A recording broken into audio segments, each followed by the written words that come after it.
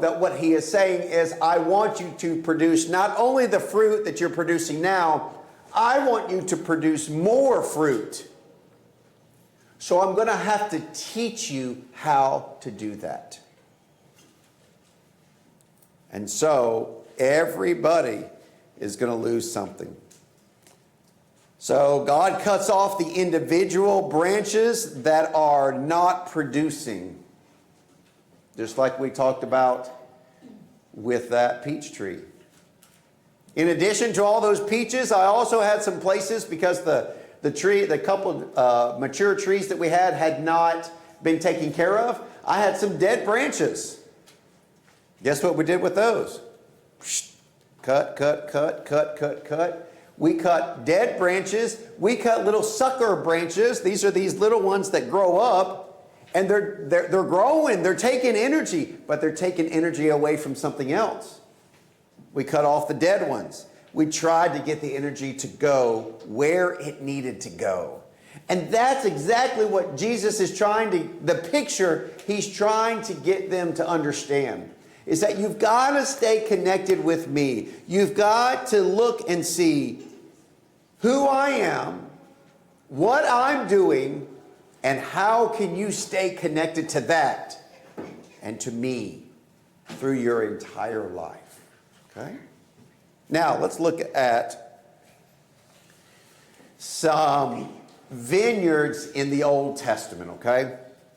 I'm just going to mention a couple of these. Number one, in Leviticus chapter 19, vineyards were just a source of life. Most people in Israel had some kind of vineyard. Because water was so difficult to get clean, they'd have to bring it up find it first, and then if it wasn't flowing water and clean water, they'd have to purify it and boil it and blah, blah, blah. All of these kinds of things. So often they grew vineyards so that they could create wine and store that wine for years and years and years and years, and use it throughout the years so that they would have something that they could live on. So, number one, I want you to understand that vineyards were life-giving. They were almost essential in that time and place. I want you to turn over to Jeremiah with me, Jeremiah chapter 12. As God begins to send his prophets,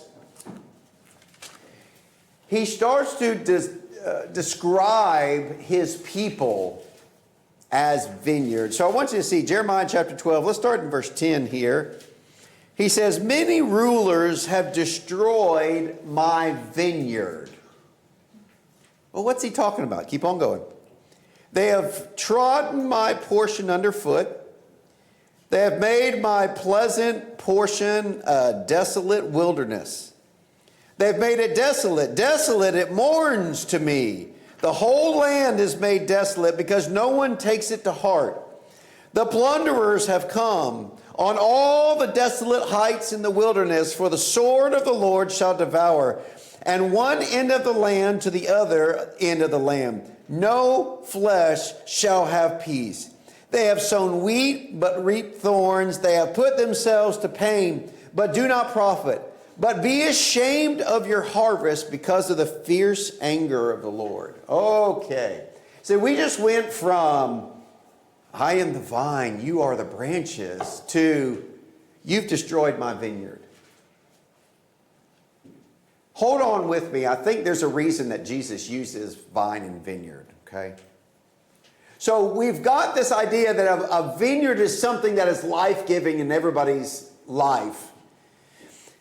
And then we see this shift in Jeremiah and in the prophets, that God sees his people, the land of Israel, like a giant vineyard. And in this case, the vineyard had not been taken care of.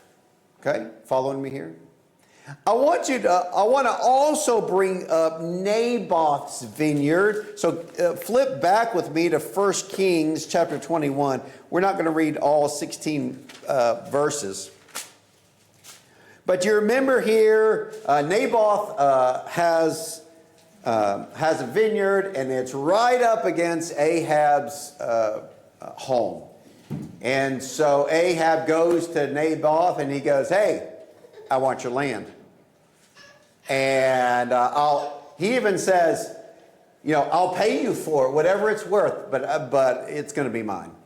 And Naboth goes, why would I sell you my inheritance, my God-given inheritance? It's not happening. And essentially what happens is Ahab goes back and sulks. I didn't get what I wanted. I mean, literally, that's what's happening. And so his wife, good old, you ready? Remember who it is? Jezebel, right? Miss evil woman herself says, I got this. Honey, you just stay there in bed. I'll take care of you. She makes a banquet. She invites Naboth, says, we're going to honor Naboth. Ugh, just gross. Lying through her teeth. She had already arranged a couple of men who had no morals at all to come and make a charge against him. Says, he blasphemes God and so forth like that. And sure enough, everybody believed it. They took Naboth out and did what? Stoned him. And you know what Jezebel said? She was so proud of herself. All right, we can go get that land now, Ahab. And that's exactly what they did. Now, I want to get, that's verses 1 through 16. For the rest of the story, read 17 and beyond. Elijah is going to come to it and go, I got news for you. For that nastiness that you just did right there, you're going to die, both of you. And the dogs are going to lick the blood from this very spot. I mean, graphic. But let me ask you a question. I've never thought about this before. Why does God give us this picture of a vineyard? Why this particular picture? I don't know all what God does, but he kind of weaves in these pictures that on the surface just seem like, well, this is just happens to be what happened in the day in life of Naboth, thank you, and Jezebel and Ahab. I don't think it is. I think this is a picture of what was going on in Israel. This was a picture of God's vineyard. In other words, we've got leaders in Israel right now who are corrupt. They've taken my vineyard and they've stripped it. It should be producing these beautiful, wonderful Jewish people that are serving God. But instead, we've got Ahab and Jezebel over here.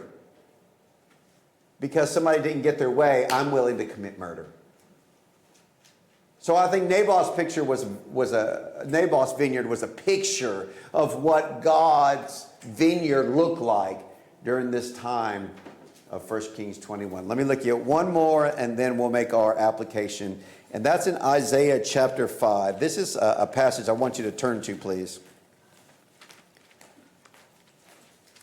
Isaiah chapter 5. Again, God is talking about his vineyard. Now, Isaiah to Jeremiah, probably not 100 years apart, but pretty close to it. Isaiah comes first, and then Jeremiah a little later.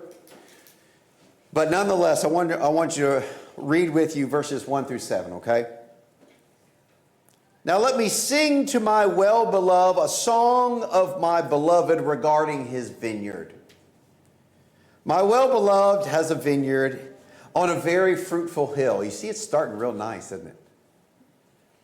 He dug it up and cleared out its stones and planted it with the choicest vine, the best vine that would produce the best grapes. He built a tower in its midst. He also made a winepress in it. So we expected it to bring forth good grapes, but it brought forth wild grapes. He goes on to say, and now, O inhabitants of Jerusalem and men of Judah, judge, please, between me and my vineyard. What more could have been done to my vineyard? Why then, when I expected it to bring forth good grapes, did it bring forth wild grapes? And now please let me tell you what I will do to my vineyard. I will take away its hedge, and it'll be burned.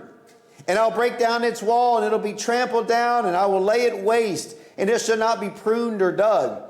But there shall come up briars and thorns, and I will also command the clouds that they rain no rain on it. For the vineyard of the Lord of hosts is the house of Israel, and the men of Judah are his pleasant plant. He looked for justice, but behold oppression, for righteousness, but behold a cry for help. Again, why describe Israel not only like a vineyard, but also that you have broken down? I created this vineyard. It should be beautiful. I made the choicest vine. I planted it with the choicest vine. But it didn't produce what I wanted. So I'm going to tear it down.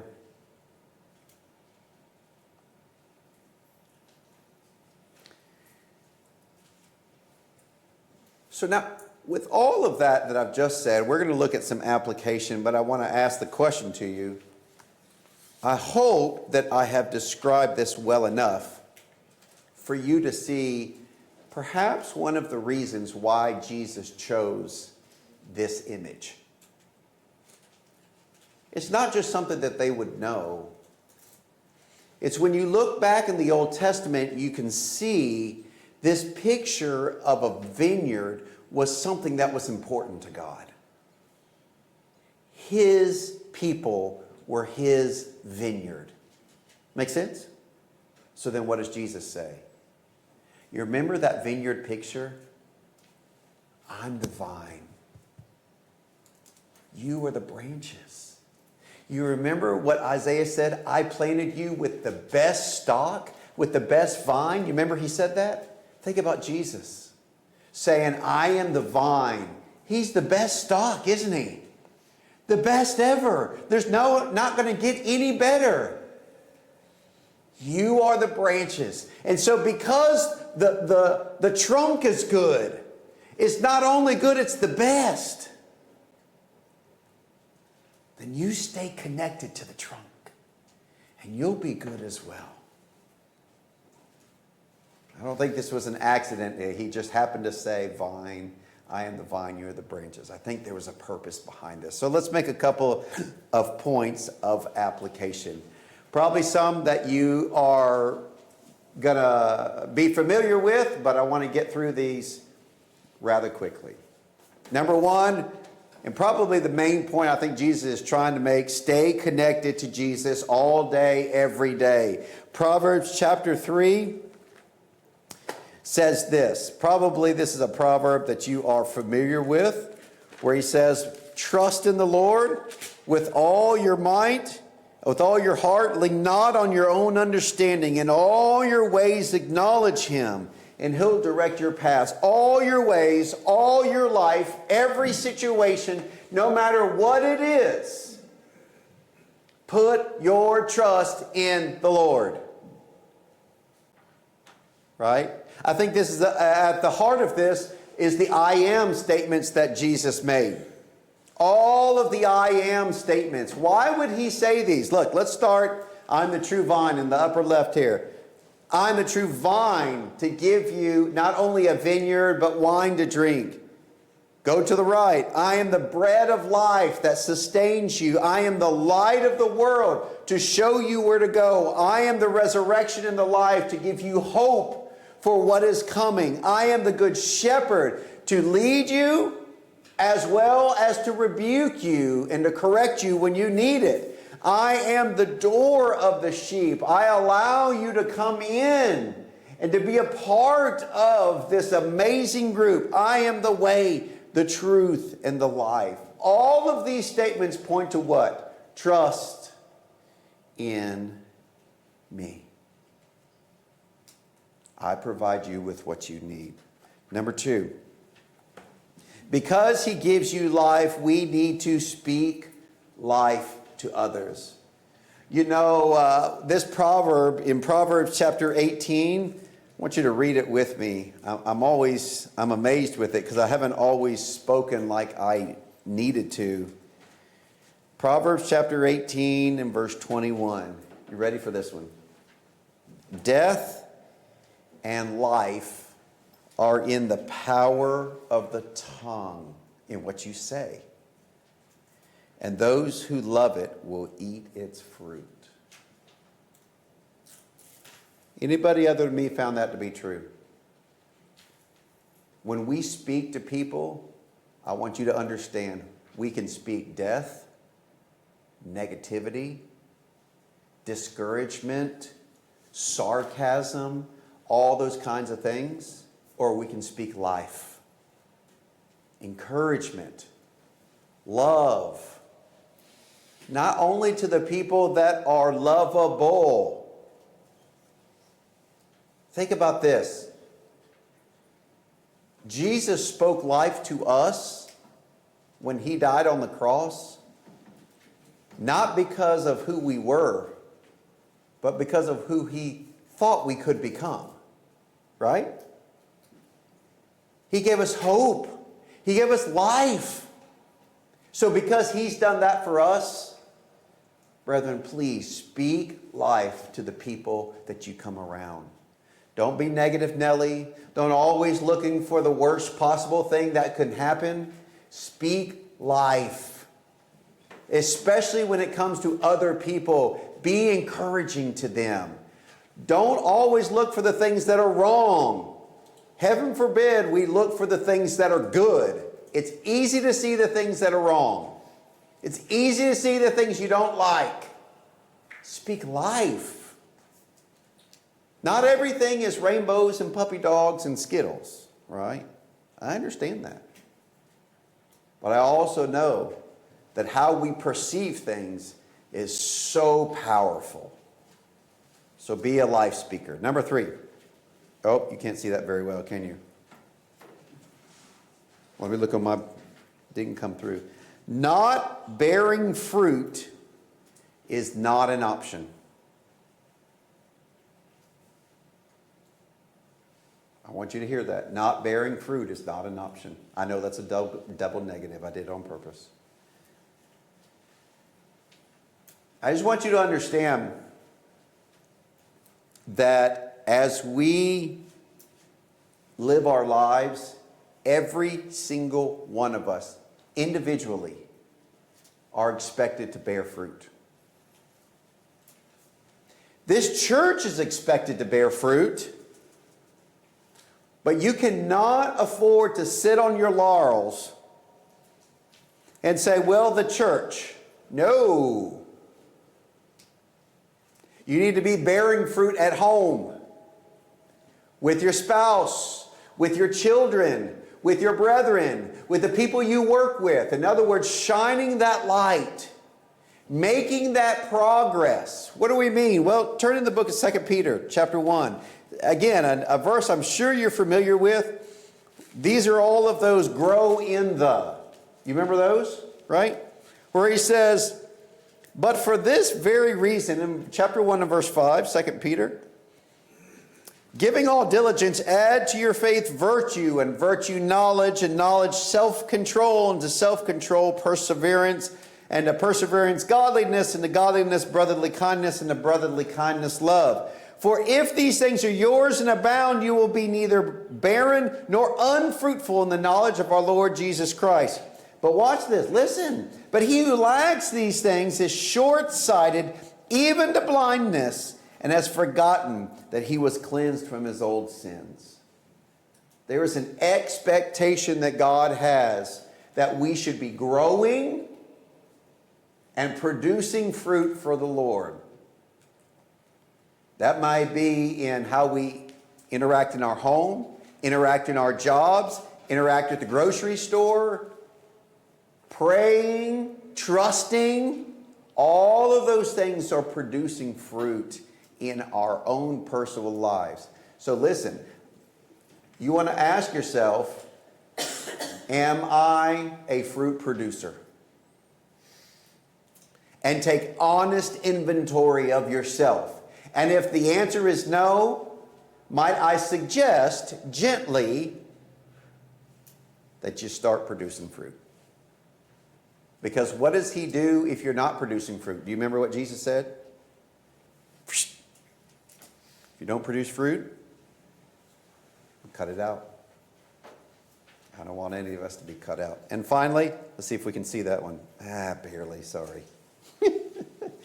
Number 4, we are God's vineyard. So act like it. I want to say something to you that I hope, I don't know if you can relate to. You ever heard people say, something happened to them, but I'm only human? Anybody ever heard that? I can't say that I like that. Can you? I could understand, well, I didn't make the right choice. Well, this happened or that happened. But I'm only human just makes it sound like, almost like, well, that was inevitable to happen. Now, we are human. We are going to choose the wrong from time to time. But make no bones about it, it is our choice. It is our choice. It may be a hard choice. It may be a difficult choice. It may be an emotional choice. It may be all of those kinds of things. At the end of the day, it's a choice. And you know what the cool thing is about a choice? You can always change it. One of the beautiful blessings that God gave us.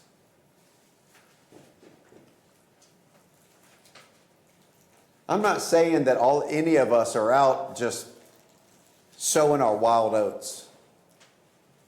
What I am saying is that as God's vineyard, we need to look like God's vineyard. We need to speak like God's vineyard. We need to think like God's vineyard. We need to watch movies like we are God's vineyard. We need to listen to music like we are God's vineyards. Any of those things that we're putting into our head, into our mind, into our life, that you would not do with Jesus, you need to stop. Right? Amen. Me and Harold. We do. And that's troublesome to us sometimes because we like those things. We like the beat. We like that movie. We like this or we like that. You know what we need to like? We need to like what God likes, don't we? And if you're connected with that vine, you need to like whatever Jesus likes. That's what I want to like. That's what I want for you. Well, I hope this has been a helpful lesson. Go ahead and get out your songbook. We're going to sing the invitation. Well, you probably don't have a songbook. If you're using one. We're going to sing, Just As I Am, I Come Broken. I want you to think about where you stand with God and how connected you are with Him. And I hope that you will find yourself extremely connected to Him. Number one, if you're not a Christian, as I love, Daniel has a little saying that he says every sermon. I hope he says it when he comes and preaches in July. Today is a great day to get right with the Lord. Right? If you're not a Christian, you're not connected to the vine. God allows you to be grafted in, so to speak. He allows you to be connected even though you once weren't. So if you're not connected, during this song, come to the front and we'll serve you. But if you already are connected, but maybe you haven't been connected well, you've got one of two things I want to encourage you with. The more public one would be, during this song, come and sit in the front and just say, I just need some help, I need some prayers, and let that be what it is. And we'll be absolutely wonderful to pray with you. Or, if you don't feel like doing that, go home, And find a quiet place in the field, in your house, wherever it is, and just be honest with God and say, I'm sorry. I'm sorry. Help me to produce the fruit you want to produce. Help me to be more connected with you. Help me to use my brethren to stay closer connected with you. I want what you want. I want to be as close to you as humanly possible. I hope that's your prayer or something like that. I hope you'll think about where you stand with God.